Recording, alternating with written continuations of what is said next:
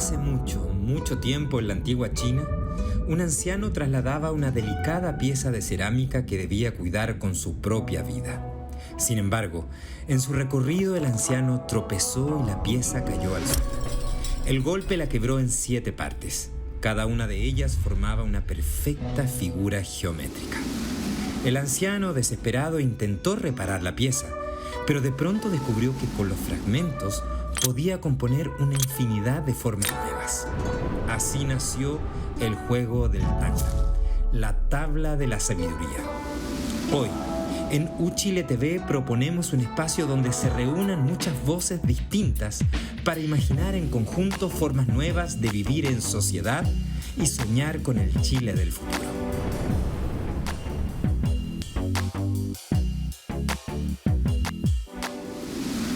A veces queremos darnos un respiro, queremos tomar un poco de aire, ojalá aire puro. La pregunta es, ¿qué respiramos todo el resto del tiempo? Bueno, sabemos que los medios de transporte, cuando ocupan combustibles fósiles, los buses, los autos, los camiones, sabemos que el uso de la leña y la actividad industrial pueden generar material particulado. Ese aire contaminado tiene efectos en la salud de las personas. La Organización Mundial de la Salud advierte que está vinculado al desarrollo de enfermedades crónicas, respiratorias y cardiovasculares. También hay un efecto en la naturaleza cuando esa contaminación cae en la forma de lluvia ácida. En Santiago, el año 2022, un grupo científico chileno realizó el primer inventario de alta resolución de emisiones causadas por la actividad humana. Y descubrió que buena parte del PM2.5, el material particulado más fino, que es muy dañino para la salud, proviene del uso de leña para calefacción y cocina en la zona centro y el sur del país. Si miramos a la zona de Santiago, una de las principales fuentes de emisión es el transporte, y si vamos hacia el norte, allí hay buena parte de la contaminación asociada a la minería por las emisiones de dióxido de azufre, y en una ciudad como Mejillones, buena parte del material particulado fino proviene de la actividad de las termoeléctricas. Aquí tenemos que hacer una pausa. El calentamiento global no es lo mismo que la contaminación del aire, pero son fenómenos que se relacionan. Por ejemplo, gases que son muy contaminantes también favorecen el proceso de calentamiento del planeta. El calentamiento global está asociado a la generación de incendios que son cada vez más intensos y prolongados. Y en esos incendios se genera gran cantidad de gases tóxicos que contaminan nuestro ambiente. ¿Cómo podemos mejorar la calidad del aire que respiramos? Bueno, primero conocer mejor las fuentes contaminantes y comprender también mejor su impacto.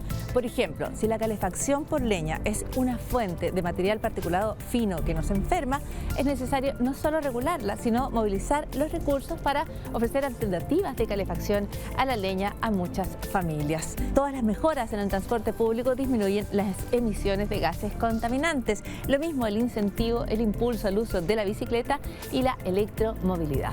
Pero por el momento, en Chile, promedio al año, emitimos casi 200 kilotoneladas de material particulado grueso y más de 170 kilotoneladas de material particulado fino.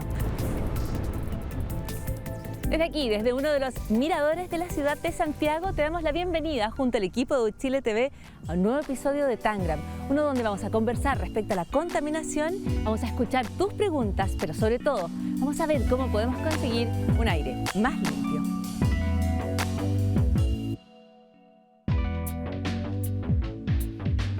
Esta es la bienvenida a un nuevo episodio de Tangram y por supuesto ya no estamos allí en el cerro, estamos en el estudio, estamos en los estudios desde los cuales grabamos este Tangram para Universidad de Chile TV y vamos a conversar respecto a la contaminación del aire, a las formas en que podemos abordarla, a qué es efectivamente lo que más contamina y los efectos en la salud. Y me acompañan dos invitadas e invitados de lujo para estos temas. Está con nosotros Carla Johansen, que es doctora y magíster en salud pública, que es parte del programa transdisciplinario del medio ambiente de la Universidad de Chile y parte de la Escuela de Salud Pública también de la universidad. ¿Cómo estás, Carla? Bienvenida. Hola, buenas. Buenas tardes. Muchísimas gracias por estar aquí y vas a estar gracias a cargo por de la responder las preguntas que las personas nos hacen y nos presentaron respecto al impacto en la salud de la contaminación. Y nos acompaña también Nicolás Uneus, que es doctor en ciencias atmosféricas, que es parte del CR2 y que es además uno de los autores del estudio que citábamos respecto a este primer inventario de emisiones en el país. ¿Cómo estás, Nicolás? Bienvenido. Muy bien, gracias. ¿Y tú, Paula, cómo estás? Muy bien, muchísimas gracias por estar aquí nuevamente. Y quiero partir antes de ir con las preguntas del público, de la audiencia, que está bien pendiente del tema de la contaminación atmosférica. Si tenemos hoy una situación un poco mejor o un poco peor de lo que hemos tenido en momentos previos de nuestra historia. Parto por preguntarle a Nicolás, porque estuvo en el trabajo y el desarrollo del inventario, pero también porque puede existir en parte de la opinión pública la idea de que, por ejemplo, el aire en Santiago es más limpio hoy de lo que era hace un par de décadas. Sí, muy buena pregunta y una pregunta que yo me hago también recurrentemente. Ya. Y tiene dos componentes. La primera es que, efectivamente, si comparamos el aire que tenemos hoy en día, 2023, con el que teníamos a finales de los 90, es un aire que sin duda es mucho mejor. Nos hemos puesto más estricto en términos de la regulación. En los años 90, nuestra preocupación, y principios de los 2000 también, nuestra preocupación era el PM10, que son las partículas que son más gruesas, de las que tú mencionaste en la introducción, ¿ya? Y con el tiempo, entonces, hemos pasado del PM10 al PM2,5, al MP2,5, perdón, ¿ya? Que son estas partículas más finas, que son 4 veces más chicas que el MP10 que mencionaba, y que son las partículas finas respirables que entran más profundamente en el sistema del cuerpo humano, ¿ya? Y de la cual Carla acá es experta. Ya Carla nos va a contar más. Entonces, por un lado ha habido eso, una mejora, y si uno ve las tendencias, también las curvas, en términos de la evolución de la concentración promedio, se ha visto una mejora. Ahora, también hay que decir que esto tiene un comportamiento que no es constante, sino que hay variabilidad interanual que le llamamos nosotros. Es decir, la situación va cambiando de año a año. Entonces, pudimos haber tenido un año bueno el año pasado, pero este año es peor que el año pasado. Ahora, eso no quiere decir que vaya en aumento, sino que simplemente las condiciones necesarias para que ocurran los episodios de contaminación fueron más este año que el año pasado. Ya. O sea, entonces, hay dos componentes que se dan, dos variabilidades que se dan. Una que es de larga tendencia y uno que es de año a año. Perfecto, pero en el general es un tema en el cual hemos mejorado, que es algo importante de decir cuando al mismo tiempo se están viendo nuevas amenazas y nuevos factores que van contaminando el aire. Y ya te quiero preguntar de eso, Nicolás. Carla, también desde el punto de vista del impacto en la salud pública, hemos visto cifras que apunten a, por ejemplo, menos enfermedades respiratorias por efecto de episodios de contaminación crítica, que eran bien reiterados en algún momento en distintas ciudades y generaban muchísima preocupación y efectos en la salud de las personas. Claro. En general, los efectos en salud tienen que ver con las concentraciones que existen en el aire, más allá de que haya bajado o no en una tendencia de largo plazo. O sea, los efectos van a seguir estando porque no existe un umbral de seguridad en salud de contaminación del aire. Entonces, independiente de que bajemos los niveles, ¿cierto? Estos siguen afectando a la salud de las personas porque, aunque bajemos, seguimos estando muy por sobre niveles que son inseguros. Ya, o sea, siempre el aire contaminado es pernicioso para la salud. Y tenemos, bueno, los efectos en general tenemos de corto plazo, entonces donde las personas se pueden exponer hoy y tener efecto en salud hoy mismo, pasado mañana, pero también existe una acumulación, ¿cierto?, de contaminantes en el cuerpo, ¿cierto?, que pueden llevar a tener efectos en salud de largo plazo, crónicos. Perfecto, y eso es lo que decía la Organización Mundial de la Salud, por ejemplo, cuando cita problemas no solo respiratorios, sino que también dice cardiovasculares. Hay otros que ya nos vas a precisar. Por supuesto. Les propongo partir con las preguntas de las personas. Si encuentran las cámaras de la Universidad de Chile, acérquense y planteen nuestras preguntas. Nosotros les vamos a dar los temas que estamos tratando. Para este episodio, el tema es la contaminación ambiental y esta es la primera pregunta para nuestro panel. Oye, me llamo Camilo Lefort, soy abogado y me dedico a la construcción. Me gustaría preguntar cuál es la política pública que estamos pensando como Estado respecto a la desigualdad en la contaminación a nivel región metropolitana. Respecto. Es una pregunta bien amplia, pero... Sí. Sí, ¿cuál era la política pública? Claro, él dice, ¿qué políticas públicas hoy están en desarrollo para efectos de abordar el tema de la contaminación atmosférica? Claro, a ver, bueno, dale tú primero. Sí. Bueno, la política pública como más nacional, digamos, son nuestras normativas de calidad del aire, las normativas primarias, ¿cierto?, que apuntan a proteger la salud de la población, Sí, ese es su primer inciso, aunque no sea abogada, conozco Ya, ¿cierto? por La ahí parte. normativa, ¿cierto? El primer artículo dice que estas normas están, ¿cierto?, su objetivo es proteger la salud de la población, y tenemos también las normativas secundarias, ¿cierto?, que apuntan a proteger el medio ambiente. O sea, esa es como lo que debería guiar, ¿cierto?, nuestras políticas para reducir la contaminación del aire. Obviamente eso requiere que se vayan haciendo acciones nacionales, pero también más locales en relación a los problemas de contaminación que pueden haber en diferentes regiones o territorios. Claro, porque toma distintas formas en los distintos lugares del país, como ustedes identificaron en el inventario, ¿no? A ver, entonces están las normas, como muy bien dice Carla, y sobre eso hay herramientas después para poder combatir ciudades o lugares que tienen problemas de contaminación. Y ahí salen los programas los planes de descontaminación y prevención. ¿Ya? Que se abordan, que se hacen para distintas ciudades, y en la actualidad me parece que tenemos alrededor de 18. Y dentro de esos planes hay distintas herramientas o distintas funciones que se hacen para reducir las emisiones. Por ejemplo, en Santiago se conoce la restricción vehicular, está la política de recambio de calefactores y de aislación térmica en las viviendas, la restricción de ciertas actividades según el nivel del episodio, si era alerta, preemergencia o emergencia. Esos son el tipo de normas que entran en vigor cuando se declara un episodio, y está sobre eso después el recambio calefactorio y la aislación térmica en las casas. Ya, o sea, hay distintas acciones, hay un Claro. plan nacional, hay distintas políticas públicas, hay distintas herramientas con las cuales manejamos el tema de la contaminación. Exacto. Cuando nuestro entrevistado hablaba más con nuestro periodista, le planteaba también el tema de la desigualdad respecto a la contaminación. Él decía, hay zonas que están menos contaminadas, donde se respira aire más puro, y hay zonas que están mucho más expuestas a la contaminación. Si viéramos eso desde el punto de vista de la ciudad de Santiago, por ejemplo, Nicolás, ¿qué zonas ustedes identifican y están determinadas por el nivel de ingreso? ¿Las zonas más caras tienden a estar más limpias, o por efectos de los vientos y cambios en temperatura, cuando la ciudad se contamina, toda ella se contamina? No, es decir, la distribución de la contaminación no es homogénea dentro de la ciudad, es decir, no es igual la exposición de la población a la contaminación en toda la ciudad. Ahora, quiero hacer la precisión de que nosotros estamos hablando siempre de contaminación en el exterior, no estamos hablando de la contaminación que hay dentro de los hogares. Dentro de los y eso también afecta mucho en el impacto en la salud, porque al final de cuentas es la exposición tanto de lo que hay dentro de los domicilios como está afuera. ¿Ya? Y dentro de los por lo domicilios, tanto, ahí hay una primera componente que tiene que ver con la desigualdad. Tú dices dentro del hogar. La que existe dentro de los hogares, claro, porque generalmente tú tienes que en hogares de mayor ingreso económico hay menos componente de calefacción por leña que en Exacto. hogares que tienen menor ingreso económico, porque la leña es más barata que algún combustible alternativo a la electricidad.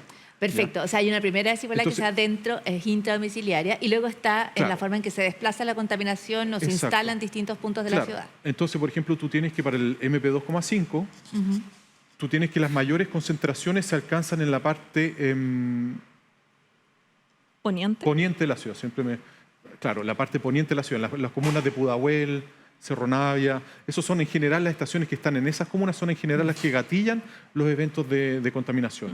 Y son la población que está más expuesta también, comunas como el Bosque también, son comunas que tienen índices más altos de contaminación, y por lo tanto la población también está expuesta a concentraciones más altas. Ya, o sea, hay un componente de desigualdad en Claro. la exposición a la contaminación. Exacto, pero si ahora uno mira con respecto al ozono, que es un contaminante que no tiene tanta atención como el material particulado, ahí las concentraciones más altas se alcanzan en sectores orientes de la capital, en Las Condes, Lo Barnechea, Principalmente en verano. principalmente en verano. Ya. Mientras que el material particulado es un problema que es principalmente de invierno.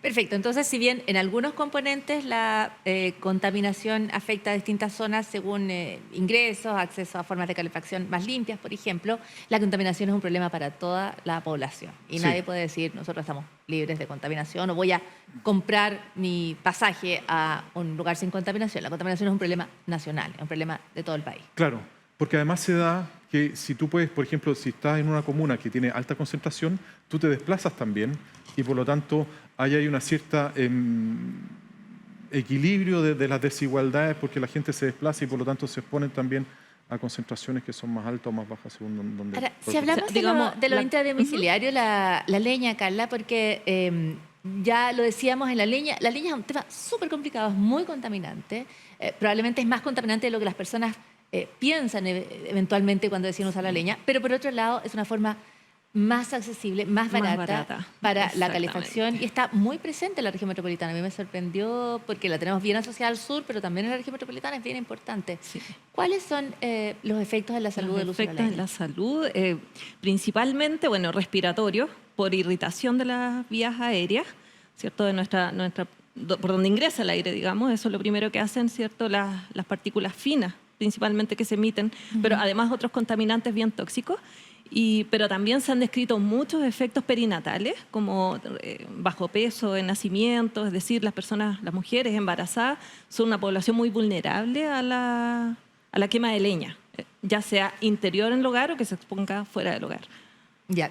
¿Y crees que hay conciencia respecto a eso? ¿Crees que eso es algo que se ha informado bien, que la ciudadanía tiene claridad respecto a esos efectos? No, yo creo que es poco lo que se comunica, principalmente cuando aparecen como las grandes noticias de contaminación del aire, se asocia mucho a la mortalidad, ¿ya? O de repente a que las urgencias se están llenando, ¿cierto? Pero otros efectos son los que menos se mencionan, ya sea en la divulgación científica, bueno, en nuestro ámbito de divulgación científica uno lo sabe, pero en realidad como para el público general es poco mencionado, en verdad, como otros efectos, ya que puede producir la exposición a contaminación del aire y no solamente por leña, sino que en general. En general, claro. Yo creo que hay cuestiones que son más claras, ¿no? Por ejemplo, personas que tienen tendencias al asma o problemas respiratorios y que uno entiende están más vulnerables en circunstancias como esas. Pero efectos como los que tú planteas respecto a bajo peso al nacer son menos conocidos y quizás deberíamos tener mejor conciencia de ellos porque nos ayudaría a tomar mejores decisiones o a impulsar mejores decisiones. En el tema de la leña, ¿de qué manera se puede apoyar mejor a las familias? Tú mencionabas, Nicolás, por ejemplo, iniciativas para mejor aislamiento de las viviendas. Eso significa que sean menos frías también en invierno, requieran o puedan utilizar otras formas de calefacción. Pero da la impresión de que no se logran muchos avances en esa materia. Es un problema tremendamente complejo. Claro, es un problema que además que de múltiples dimensiones, porque efectivamente hay una gran diferencia en precio entre la leña y el combustible que le sigue. Entonces, no es fácil resolver el problema. ¿Qué es lo que se está haciendo? Se ofrecen subvenciones para el recambio de calefactores, para cambiar a pellet, de leña a pellet, y con eso reducir las emisiones. Pero se da un efecto rebote ahí porque por el tema existe algo que se llama la pobreza energética, que quiere decir que familias que no alcanzan a cubrir sus necesidades energéticas con los ingresos que tienen, y lo que termina ocurriendo es que la gente después vuelve de nuevo a la leña y se sale el pellet. Entonces es un problema que es complejo ahí y que... Que requiere harta voluntad, harto recurso resolver, pero Chile no es ni el país más frío del mundo. No. O sea, para el sur. Bueno, es un país muy frío, pero evidentemente que hay otros lugares que han lidiado con situaciones como esta, ¿no? Este año yo estuve en Coyhaique haciendo un seminario justamente de contaminación del aire y efectos respiratorios y en la salud de las personas. Y bueno, en ese seminario también se trató el tema de la leña y cómo es una política de gobierno el recambio de calefactores y cómo en el camino se empezaban a dar cuenta que no podía ser solamente un recambio, sino que tenía que venir con, primero, educación a las personas, porque también está culturalmente la leña en el sur es algo que está ahí, forma parte de la parte de nuestros compatriotas sureños, y que también, bueno, incluye una, ayúdame, como que la casa esté bien aislada, el aislamiento térmico, y luego vendría como el recambio en sí mismo, lo cual mejoró bastante en términos de emisiones, una reducción. Apoyó una reducción de emisiones que sí, al menos ellos como comuna o provincia allá en el sur, lo habían evaluado como positivo, pero una vez que ya se llevaron a cabo estas tres partes de la política. Educación, aislación térmica y recambio. No basta solamente un recambio. Y no basta solo con la multa, porque en algún momento se plantea como no la use. Sí, me parece que en Santiago corren multas, ¿o no? No, en todos lados está la fiscalización, pero ahí está el tema de cuánta gente hay haciendo fiscalización. Entonces, claro, no sé qué tan efectivo es la multa como para tratar de introducir o cambiar a hacer política. Pero claro, es una herramienta más que... Claro, pero una combinación como la que plantea Carla en Coyhaique parece mucho más virtuosa, ¿no? Que es educación, aislamiento térmico y cambio de calefactores. Parece más. Aunque si bien redujeron las emisiones, tampoco han llegado a los niveles normativos, digamos. Ya, Entonces, y lo que tú decías, claro, la contaminación es mejor que esté más baja, pero incluso cuando está baja sigues sigue siendo respirando perjudicial. Sí. una contaminación que te puede generar problemas. Precisamente sobre eso pregunta, y nos preguntaron en el equipo de Tangram, Leo, precisamente el de Leo nos preguntó en torno a cuidado frente a contaminación. Mi nombre es Renato, soy estudiante y me gusta hacer por lo menos harto deporte últimamente. ¿Cuáles son los niveles de contaminación que tenemos actualmente en la región metropolitana y cuáles podrían ser unas políticas públicas para que ayudemos a disminuir estos niveles? Ya, ahí está la pregunta de Renato respecto a los niveles de contaminación actual, que era un poco lo que mencionábamos al principio del programa. Y él también dice, yo soy deportista. ¿Es un buen entorno para el deporte la región metropolitana? Siempre, a veces, algunos lugares mejor que otros. Te dejo a ti empezar. Bueno, no, es que justamente cuando fui a Coyhaique tuve que hablar sobre este tema y me llevó a investigar. En verdad, hay muy poca investigación al respecto de hacer deporte en días de contaminación. Sin embargo, hay unas pocas y la OMS también generó un documento como aunando estas poquitas investigaciones que en general se han llevado a cabo en países europeos. Pero bueno, es lo que había. Y claro, si bien no hay niveles como lo que hay en Chile, ¿cierto? Son mucho menores en Europa, de todas maneras existen niveles de contaminación que pueden ser elevados. Los días de contaminación, si bien habían problemas de corto plazo, ya sea disminuciones en la función respiratoria o habían algunos efectos en algunos pacientes, en algunas personas con patología, la conclusión final es que es preferible el beneficio que trae la actividad física, es mejor, o sea, es preferible no dejar de hacerla. Fíjate, es preferible no dejar de hacerla porque el beneficio disminuye, pero no se hace negativo. Perfecto. Entonces, eso es súper interesante. Entonces, cuando uno ve personas Sin subiendo... embargo, yo sería cautelosa porque nosotros en Chile tenemos niveles más elevados y al menos, o sea, si bien se puede hacer en un día a día, que sabemos que los niveles pueden estar elevados, ok, hagamos. El beneficio de la actividad física va a ser mejor que el maleficio, ¿cierto?, de la contaminación. Tendría mucha precaución en los días con emergencia, por ejemplo, preemergencia o emergencia. Ahí yo preferiría llamar a la cautela. Ya, es una muy buena respuesta. ¿Quieres agregar algo a esa? No, pregunta, Nicolás? Claro, decir simplemente que la ciudadanía puede vigilarlo, puede ver los niveles a los que están expuestos metiéndose a la página del Ministerio del Medio Ambiente, que es la página del CINCA, en la cual se tiene acceso a la información en línea de cuál es la contaminación que hay en la zona, si es que hay alguna estación cerca. Y eso les puede dar alguna Y eso les puede referencia. dar una idea y ver también las Claro. declaraciones, si es que se declaró, efectivamente, si es que se declaró como preemergencia o emergencia.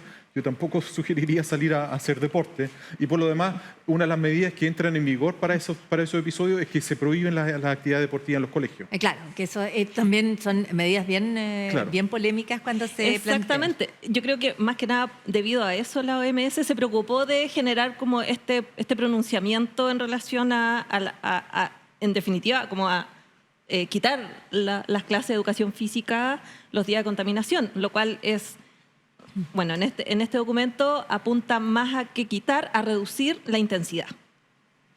Perfecto. Sí, pero bueno, en días de episodio también llamaría a la cautela. O sea, de alguna manera la respuesta es, en general, los beneficios de hacer deporte son superiores a los daños que genera Exacto. respirar un aire contaminado, si es que el nivel de contaminación no es muy alto. Claro. Y en episodios que sean más críticos y en los cuales habrá información disponible, porque se encargan los medios de comunicación y es deber de la autoridad entregarlos, entonces en esos días hay que tomar decisiones que quizás apunten más a la cautela. Claro. Y llegar al punto de cancelar las actividades deportivas en los colegios, que es con lo que dice la Organización Mundial de la salud. Nos vamos a ir a una pausa, tenemos muchas preguntas respecto a, por ejemplo, qué pasa con los autos catalíticos, cuál es la importancia, el efecto todavía de restricciones sobre el parque automotriz, qué pasa con los elementos químicos que componen también los contaminantes presentes en el aire y otros cuestionamientos de parte de la audiencia. Así que muchísimas gracias, Carla, Nicolás, por estar con nosotros. Seguimos en este Tangram, estamos en Uchile TV.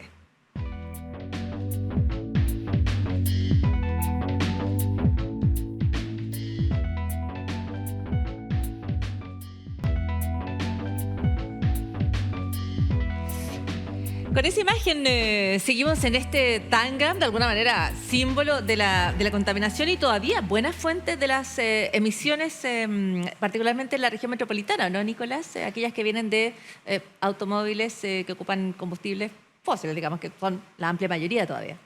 Claro, efectivamente, el transporte sigue siendo uno de los principales sectores de contaminación en la región metropolitana y en algunas otras ciudades también. Acá casi como se atoró con la imagen, porque claro, efectivamente nos recuerda cómo estas emisiones son constantes y tienen efectos en la salud. Les invito a escuchar una pregunta que nos hicieron en la calle, la presenta Ernesto, y habla respecto a las restricciones, cuán efectivas son y en cómo ha cambiado el parque automotriz en la región metropolitana. Me llamo Ernesto, me gusta el ciclismo. Si el parque automotriz, en la mayoría son vehículos modernos, nuevos, con catalítico, ¿por qué sigue habiendo restricción vehicular y habiendo contaminación? La pregunta mía es, ¿hay factores externos que siguen contaminando, fábricas, cosas así? Ahí está la pregunta de Ernesto. ¿Cuánto han cambiado los autos catalíticos, la cantidad de contaminación, aquella que proviene del uso de los automóviles? Y la otra pregunta que hacía Ernesto respecto a cuáles son las otras fuentes entonces. ¿Cuáles son las otras fuentes que están contaminando el aire? Porque dice, claro, de alguna manera tenemos todavía un diagnóstico que no es positivo respecto a la contaminación. ¿Cuánto cambiaron los catalíticos el panorama? Yo creo que está en el fondo de su pregunta. Efectivamente, había un recambio y había una renovación importante del parque automotriz en la región metropolitana. Y estamos con una tecnología de Euro 5 y me parece que vamos a pasar a Euro 6, que son qué tan limpio es el motor básicamente, ¿cierto? Entonces hay una mejora bastante grande en ese sentido, pero el transporte sigue siendo una de las principales fuentes de contaminación. Es decir, queda mucho por hacer en términos como para que el transporte no sea el principal sector de emisión. Y los otros son la quema residencial, a pesar de que uno considere que en la región metropolitana no es un factor importante, sigue siendo un factor importante en la región metropolitana, no tanto en la parte central obviamente, sino que más bien en la periferia, pero estamos dentro de la misma cuenca, por lo tanto todo se transporta y termina afectando a zonas más allá de donde se emitieron. Perfecto. Cuando hablas de quema, ¿hablas de leña? De leña, claro. Sí. Y dice, leña o cualquier tipo de combustible fósil que se tenga, porque a veces se queman cartones, se queman hoja. Cualquiera de esas quemas. Claro. Pero tú dices, aunque es difícil de creer, ¿les cuesta que la gente les crea que la leña contamina más que los autos, por ejemplo? Porque uno ve un auto, ve un tubo escape con el que veíamos allí y dice, no, aquí el problema está en el transporte principalmente. ¿No es así? A ver, si uno mira los totales anuales, la verdad es que el transporte efectivamente es mayor que la quema residencial, pero resulta que el transporte se reparte a lo largo de todo el año, mientras que la quema residencial se concentra en algunos meses nomás. Y por lo tanto, en términos de Santiago, termina siendo una contribución que es incluso un poco mayor, en términos de emisiones mensuales, por decirlo así, en invierno que el transporte. Entonces la quema residencial en Santiago, y claro, yo también me sorprendí porque no pensé que iba a ser así. Yo pensé que el transporte iba a ser más gravitante, pero resulta que la quema residencial, sobre todo lo que ocurre en la periferia de la ciudad, termina jugando un rol importante en la calidad del aire de la ciudad. ¿Calde? Sí, yo quería, tal vez también es una pregunta, si bien las tecnologías han ido aumentando, ¿cierto?, de un mejor abatimiento, ¿cierto?, de las emisiones, o sea, que reduzcan estas tecnologías, ¿cierto?, reducen la emisión del transporte, pero el parque automotriz ha ido aumentando. Sí, también, claro. Entonces, podría ser que por mucho que mejoremos, ¿cierto?, estas tecnologías de los vehículos, si seguimos comprando y comprando vehículos y aumentando el parque automotriz, probablemente el problema puede quedar siendo similar. O sea, tú dices que por volumen mismo termine impactando o, digamos, contrarrestando aquellas mejoras que tienen aquellas que ver mejoras con de abatimiento. motores más limpios. Además que igual, bueno, a medida que pasan los años, ¿cierto? Los vehículos más antiguos siguen teniendo estas otras tecnologías que no solucionan muchos problemas, ¿cierto?, de las emisiones, como el tubo de escape que vimos acá. Pero esta es otra imagen. ¿Qué pasa con esto, que es electromovilidad? Y sabemos que en el caso del transporte público, por lo menos para la región metropolitana, se ha hecho un esfuerzo allí. Me parece que un cuarto ya de esa flota es eléctrica y las personas lo viven, digamos. Uno está en Plaza de Armas y pasan buses que claramente son distintos y emiten mucho menos o nada, entiendo en algunos casos, a lo que era el parque automotriz hace algunos años. ¿Cuáles son sus esperanzas de la electromovilidad? Porque los veo medio suspicaces. No, pero bueno, efectivamente la electromovilidad... Es carísima todavía, Sí, digamos, no, claro, ¿no? Pero si dejamos de lado eso por el momento, y imaginamos una flota de autos eléctricos, se solucionaría el problema de la emisión porque no habrían emisiones por combustión interna. Provenientes de los automóviles. Se solucionaría claro, en el lugar de donde está el vehículo, ¿no? Donde está, claro. Es decir, si reemplazamos todos los autos que existen en Santiago de combustión interna, es decir, esos que usan combustible, por auto eléctrico, ahí tenemos una fuente menos, no tendríamos el sector transporte.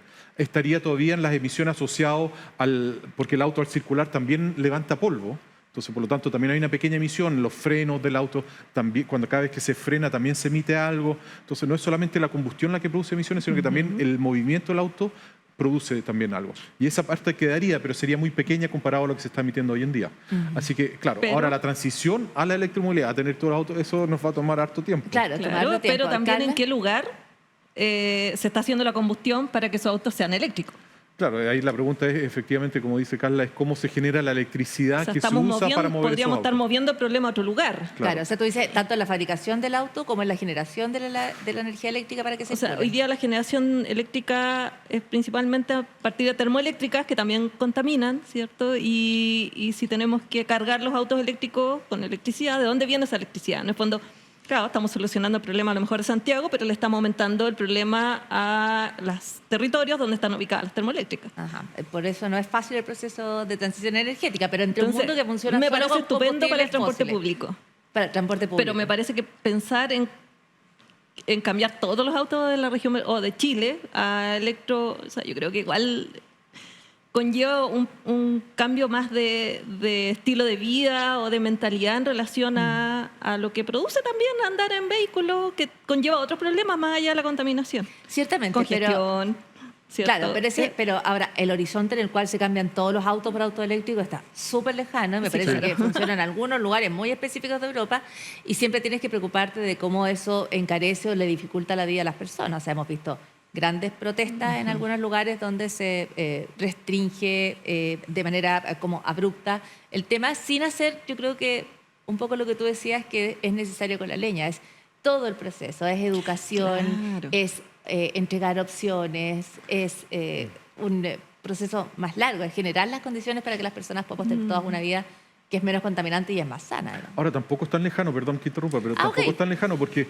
de hecho me parece que hace un mes la Unión Europea firmó un decreto o algo de que decía de que al 2035, me parece, ya no se iban a vender autos de combustión interna en Europa. Tienes razón. Entonces, y eso puede generar toda una cadena de repercusiones que también nos puede terminar impactando a nosotros. Es decir, si uno de los mercados grandes de automóviles deja de producir vehículos a combustión interna, ¿qué va a pasar con...? Es decir, ¿van a seguir produciendo y exportando? ¿Nos van a empezar a exportar solamente vehículos eléctricos y vamos a estar obligados a cambiar? ¿Qué pasa si los chinos también se suman a esto o los productores en Estados Unidos? Yo creo que la evolución, es difícil de predecir cómo va a ser la evolución de la electromovilidad hacia el futuro porque es una cosa que está en constante cambio y de cambios muy rápidos también. Yo sé que Carla está por la bicicleta, pero ya vamos a ir a eso. O por el transporte público y el también, transporte ¿no? público, Fomentar sí. el transporte público, mejorar las ciclovías. Creo que eso podría reducir el uso del automóvil privado y creo que eso también podría, ya más allá de que en un futuro tengamos auto eléctrico, o sea, sería una medida que ya podría ayudar mucho en términos de reducir los niveles de contaminación. Entonces, Vamos a lo que está en lo que llamamos de manera habitual smog, que combina una serie de elementos y en torno a eso es la pregunta que nos hizo Matías en este tanga. Soy Matías Pessoa, soy actualmente recién egresado de Ingeniería Ambiental en la San Sebastián. Mi pregunta es, ¿cuáles son los contaminantes químicos que predominan en el smog de Santiago y si son diferentes a los que hay en otras ciudades? Esta es la pregunta de Matías. Yo creo que Nicolás puede partir respondiéndole, ya que está a cargo del inventario de estos gases. Quiero saber qué hay en el smog, Matías. Claro. A ver, va variando según el lugar y la época del año. Es decir, la contaminación que tenemos en invierno es distinta a la contaminación que tenemos en verano. Y la contaminación que tenemos en Santiago o el smog que tenemos en Santiago es distinto al smog que tiene la ciudad de Temuco o que tiene la ciudad de Coyhaique, donde estuvo Carla hace poco. O sea, smog es un concepto el smog, que ocupamos para una serie de cosas. Claro, digamos, el origen distintas. de la palabra smog es la combinación de fog, en inglés que es niebla, y smoke, que es humo. Entonces, en los años 70, me parece, se combina esto y cuando empiezan los problemas graves de contaminación en Inglaterra se acuña este término de la combinación de esta nube de humo. ¿Ya? Entonces, las características de esta nube de humo o de nube de contaminación cambian según el lugar y la época del año. Perfecto. ¿Ya? O sea, es distinta en distintas Entonces, la composición ciudades. de esa, claro, la composición... Y en distintos momentos, perdón. Claro. Entonces, en Santiago, por ejemplo, en invierno va a estar muy dominada por el transporte, la calefacción residencial y la actividad industrial. Pero en el verano va a ser principalmente el transporte y la actividad industrial, porque la calefacción residencial ya no va a existir. Por lo tanto, el tipo de contaminación va a cambiar. En el verano tenemos una predominancia del ozono, que es el factor que nos va a estar en el cual nos deberíamos centrar, y otros compuestos más que se conocen como los compuestos orgánicos volátiles, por ejemplo, o los óxidos de nitrógeno. Y en el invierno va a ser más bien el material particulado. Ahora, el material particulado en sí es un término general que incluye muchos tipos de compuestos también, ¿cierto? Y sin entrar en ese detalle, pero bueno, también es un término que engloba muchos compuestos. Y esa composición de material particulado también va a cambiar según el lugar. Entonces, el material particulado en Temuco va a tener una composición muy distinta al material particulado en Santiago. Ya, o sea, desde la opinión pública, los medios de comunicación ocupamos estos grandes conceptos, pero el detalle va variando, es muy dinámico, claro. Además, y hay allí un montón de elementos distintos que van a afectar la salud de las personas de distintas maneras. Carla, ¿a ti cuáles identificarías como más peligrosos, más preocupantes? Yo como que En no el me entendido de que casaría ninguno de ellos es bueno, digamos. con ningún componente, sino que me casaría con el material particulado más pequeñito, que es el de 2.5. 2.5 es el más chiquitito. No, hay más pequeñitos. Hay ya, más pequeños. Hay más pequeñitos, pero en general los que se reportan en la televisión y que la gente al menos ha escuchado de ellos, cierto material particulado, el más pequeñito, el 2.5, creo que preferiría casarme con ese, porque independiente de donde esté ocurriendo a lo largo de todo Chile, ya que haya que avisen en la tele que hay emergencia o preemergencia por material particulado fino, ya es algo que debiera preocupar. ¿Por qué? Porque el material particulado más pequeñito entra más profundamente a la vía respiratoria, ¿cierto? Puede llegar hasta los pulmones y no necesariamente quedarse solamente en los pulmones. Puede pasar a la sangre, afectar otros órganos y por eso también tenemos los efectos cardiovasculares, tenemos también que una exposición de muy largo plazo, ¿cierto? Puede hacer que las personas lleguen a tener un cáncer y efectos en las embarazadas. Entonces, creo que la partícula pequeña, independiente de su composición, es la más peligrosa. Es la que es peligrosa. Tenemos otra pregunta que tiene que ver con vertederos y la plantó Shlomit aquí en el programa.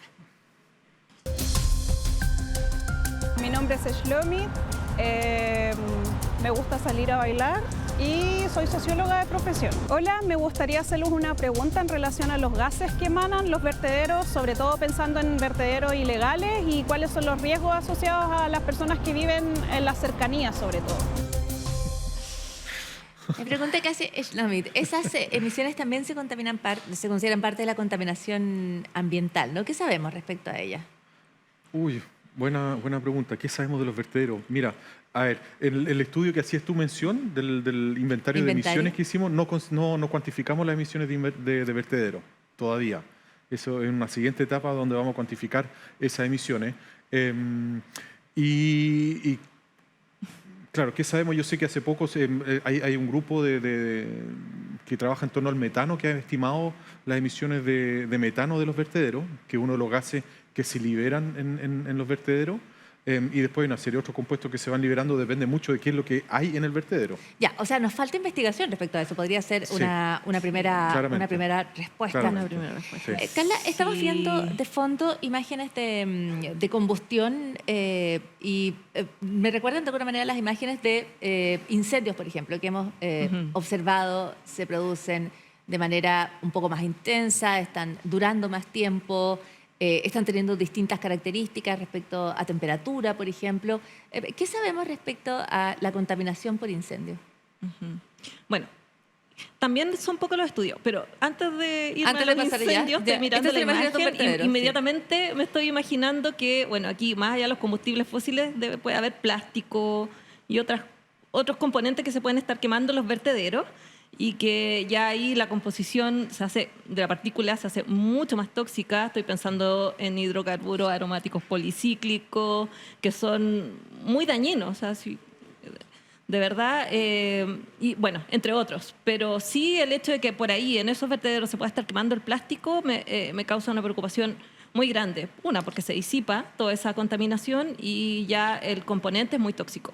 Perfecto. O sea, a ti te preocupa lo que está en el vertedero, porque vertedero, es claro que sí. distinta. Ni siquiera sabemos exactamente qué es lo que hay allí. Claro, ya, o sea, si bien la quema de leña, ¿cierto?, se ha estudiado mayormente la composición de la partícula, el hecho de que aquí haya más que madera, o sea, o cartones, ¿cierto? Puede haber un sinnúmero de cosas que pueden hacer mucho más dañina la partícula. Ya, y ese Bueno, es eso antes de pasar un muy a buen lo- punto para apuntar respecto a lo peligrosos que son los vertederos, entonces, para la salud pública. Y creo que ahí también hay un nicho que hay que abordar en términos de estudio, no solamente de composición y de emisión, sino que de efectos en salud. Sí, por supuesto. Y les puedo hacer una pregunta, porque ustedes están Sí. en esta área y conocen el ambiente científico. Sé que hay otra pendiente, Carla, pero ustedes conocen bien este panorama y hay algunos puntos que se identifican que están todavía como ciegos en esta investigación. ¿Por qué ocurre eso? ¿Nos faltan incentivos para investigación? ¿Nos faltan recursos para investigación? Siempre un poco. Pero, ¿qué ocurre que tenemos tantas áreas en las cuales todavía nos falta mucho por saber, me da la impresión, en términos de contaminación? Es un área que a lo mejor no está el foco del interés hoy, allí y están otros aspectos. ¿Cómo evaluarían eso? La cantidad de gente que está trabajando. Claro, yo creo que investigando. se dan múltiples factores ahí. Por un lado, somos una comunidad chica en todo sentido. Somos 17 millones, 18 millones y la comunidad de científicos dentro de Chile es relativamente poca y por lo tanto los que estudian los temas asociados a la contaminación, ya sea de parte de la salud, ya sea de parte de la ciencia atmosférica o de la sociología, es un número reducido. Y después yo creo que también se da el factor de esto del olvido programado, quizás que se podría llamar, que esto de que la contaminación es un tema de junio a agosto, y después el resto del año la verdad es que la gente se olvida de eso y pasa a otras cosas. Entonces, en noviembre y diciembre quizás los incendios forestales o por ahí por enero, el tema de las olas de calor en enero y febrero quizás. Entonces, como que los temas van circulando y la contaminación pasa a ser un problema en los meses de invierno cuando empiezan a ocurrir los episodios. Ya, o sea, nos preocupamos cuando es más crítico. Cuando es más visible. Claro. Cuando es más visible, Exacto. pero está siempre presente, independiente de estos ciclos, independiente que disminuya en algún momento, siempre estamos con un nivel de contaminación. En algunos lugares menos que en otros. Ya. Claro. ¿Y cómo va a cambiar, y aquí vuelvo a la pregunta de los incendios, cómo puede cambiar ese panorama, por ejemplo, el que tengamos en el mundo, no solo en Chile, incendios que en las épocas, particularmente del verano, son más extensos, son más intensos y hay mayores emisiones también a partir Más de ellos, frecuentes ¿no? también, claro. En términos de investigación, yo creo que más allá del incentivo, la motivación siempre está. Lo que falta, como siempre, son los recursos y el recurso económico y el recurso tiempo. Creo que puede ser que influya también en que, no sé, al menos los grupos en los que nosotros nos conocemos no estén estudiando eso. Eso no quita que otros grupos sí lo puedan estar abordando. Perfecto. ¿Sí? En términos de incendios forestales, bueno, la cercanía obviamente al incendio es un factor muy relevante en términos de los efectos en salud que pueda ocasionar, ¿cierto?, el incendio en sí mismo, o sea, la combustión, y que pueda estar, ¿cierto?, o sea, desde la persona que está en su casa cerca al incendio, pero aquí también hay que pensar en otras personas, como por ejemplo los bomberos que están apagando el incendio, que están completamente expuestos a todo lo que, y de primera fuente, a eso que se está apagando, digamos. ¿Cierto? Hoy día la extensión también de los incendios hace que mucha más población se vea afectada en los meses de verano, o cuando ocurra un incendio. Pero por otro lado también está los materiales con los cuales a veces se apagan los incendios. Ya todo, cuando son grandes incendios, vienen estos helicópteros y tiran los retardantes de llama, que además quedan en el ambiente por mucho más tiempo, más allá de que el incendio ya se apagó. Entonces creo que eso también es un nicho que hay que investigar porque definitivamente son químicos, ¿cierto?, que van a permanecer ahí. No sabemos cómo afectan a la salud de la población, pero también a los cultivos y a aquellos animales que puedan estar consumiendo, ¿cierto? No sé, pasto, vegetales, ¿cierto? Que tengan sedimentado esos otros químicos y no sabemos qué es lo que puede pasar. Ya quiero preguntarte más de eso, pero precisamente sobre fauna es otra de las preguntas que nos hicieron en las calles en este Tangram. Me llamo Ailín, me gusta la música. Soy estudiante de Pedagogía en Música. Me gustaría preguntar de qué forma la contaminación afecta en las aves. ¿En las aves? En las aves. Yo creo que la pregunta de Aline, que apunta hacia las aves, pero apunta yo creo que en general a cómo afecta no solo a las personas, sino también a la naturaleza, a la fauna. El hecho de estar, digamos, funcionando, de estar en un entorno que es contaminado desde el punto de vista atmosférico. Uy. Me veo con muchas dudas. Sí, ahí nos ponen un aprieto.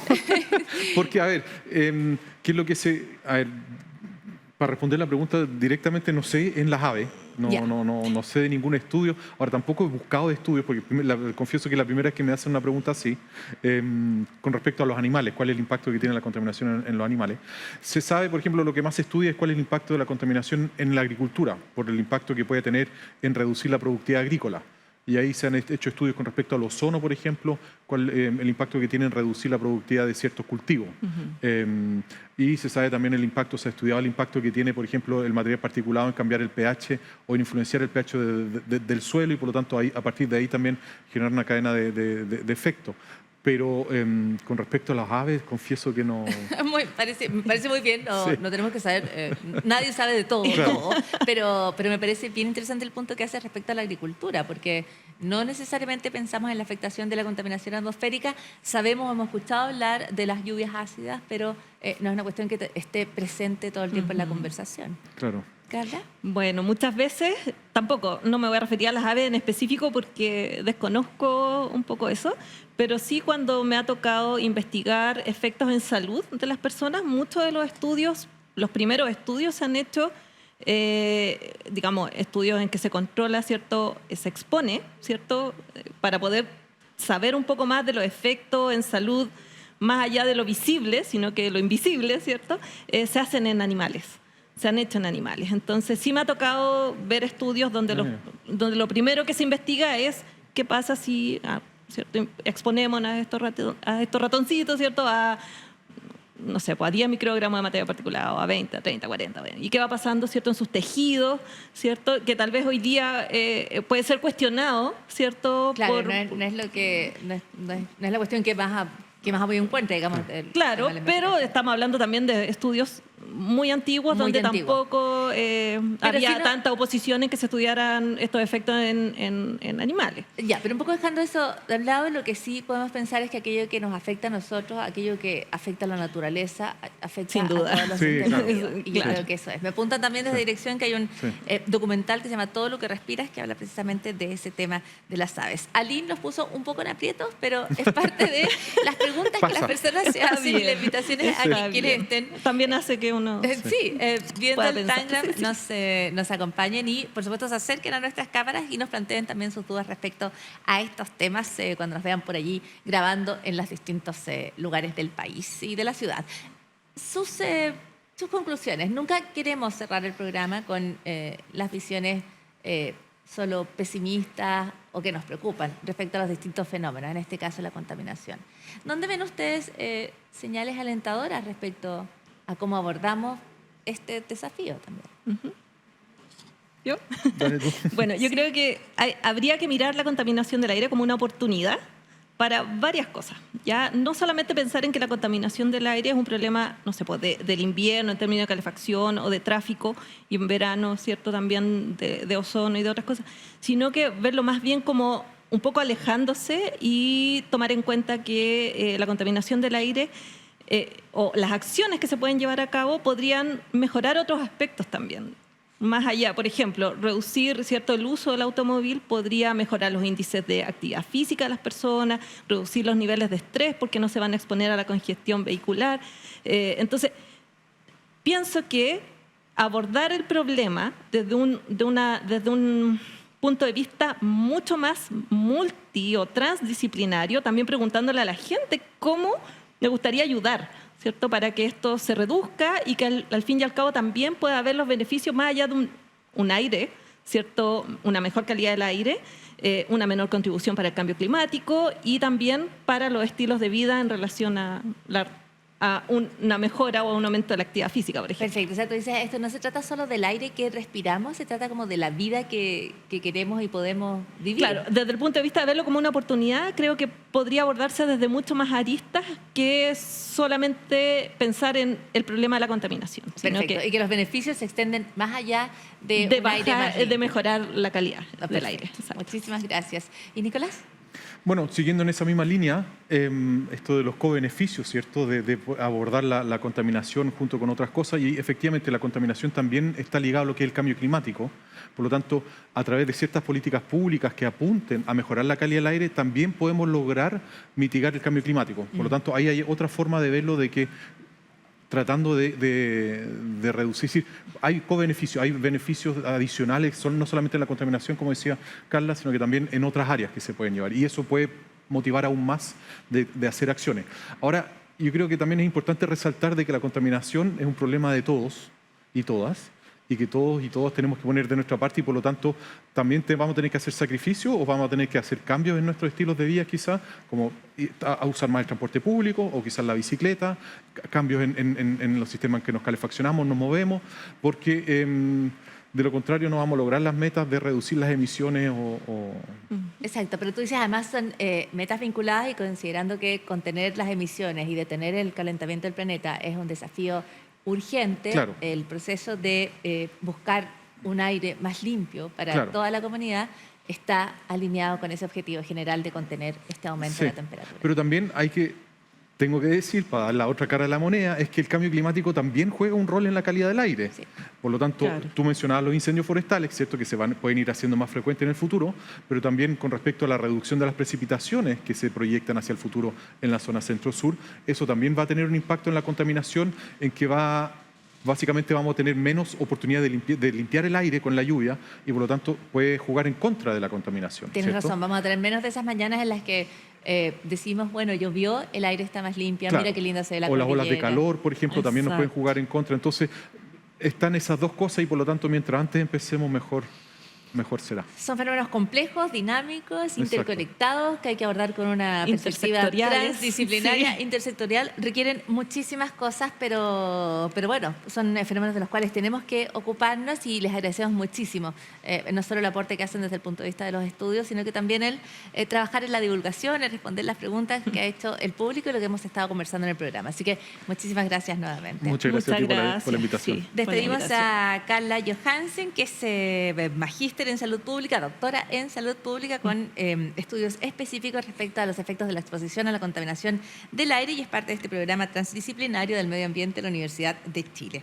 Y despedimos a Nicolás Uneus, que es doctor en ciencias atmosféricas y que es parte del CR2, y además coautor de este estudio que tuvo impacto internacional, que está publicado en prestigiosas revistas académicas, y que además distingue por primera vez este inventario respecto a cuáles son las fuentes de gases contaminantes en todo el territorio del país. Muchas gracias nuevamente. Muchas gracias a ti, Paola. Gracias. Seguimos aquí en Tangram y nos vemos para los minutos finales en la despedida.